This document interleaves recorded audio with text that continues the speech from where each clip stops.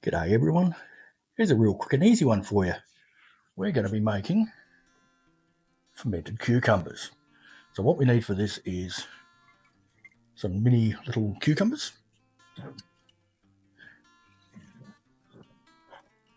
some salt, some peppercorns, a whole heap of different pickling spices, but most importantly, dill leaf.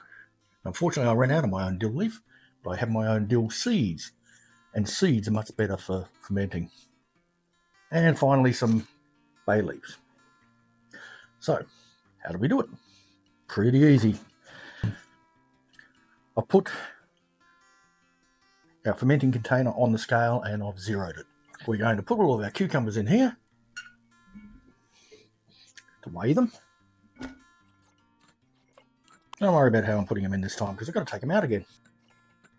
So there we are. We now need to add some water. This has been boiled, so we've taken the chlorine out. And we need enough to cover it. So I'm going to have to get another one of them. We need enough, as I said, just to cover it up. That looks good. And we need to know how much that weighs. That is 2.63 kilos. We're going to make up a 2% brine solution for this. So if we've got 2.63 kilos, we multiply that by 0.02 and we know how much salt. So how do we find that out? We ask Google. Hey Google, what's 2% of 2.63?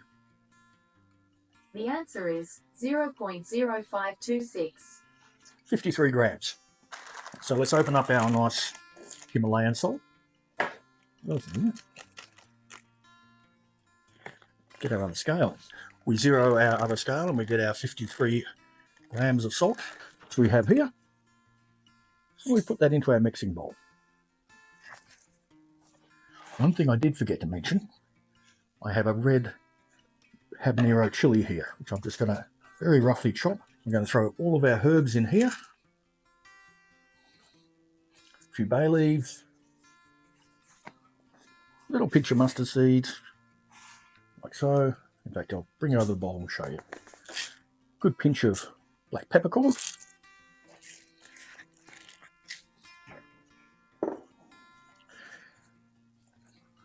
Nice 2, maybe 3 teaspoons of dill chips. Smells good. But as I said, more importantly, our dill seed. We put a good handful of that in. All right.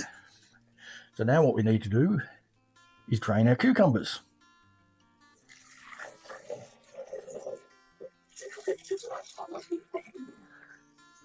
There we go. And we can restack our cucumbers a bit. So I shall do that while that salt is starting to dissolve. So we'll put the cucumbers in so they're a little bit neater. Move that over there. All right, so we're just stirring up our brine with all of the herbs in it. Good smell of dill in there. Make sure it's all nicely dissolved, as much as we can anyway. The trouble with rock salt, takes a bit longer to dissolve out. So now we fill it up. Oops, I missed.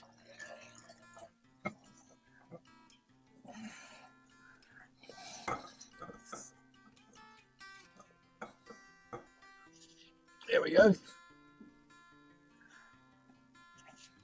All in the jar. We get our nice little stones to put on top.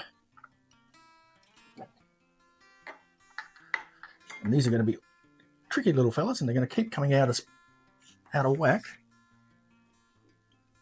So I'll put this on here as well, just to make sure they stay under the water, because they need to. That way the good bacteria works and the bad bacteria doesn't get in. Put our airlock on. And there we have it. We leave it for 5 to 10 days. We'll keep tasting them to see how they go. But at least 5 days, making sure they stay underwater. And that's all there is to it. Like and subscribe if you want to see what they taste like. Enjoy life. And I'll catch you in the garden.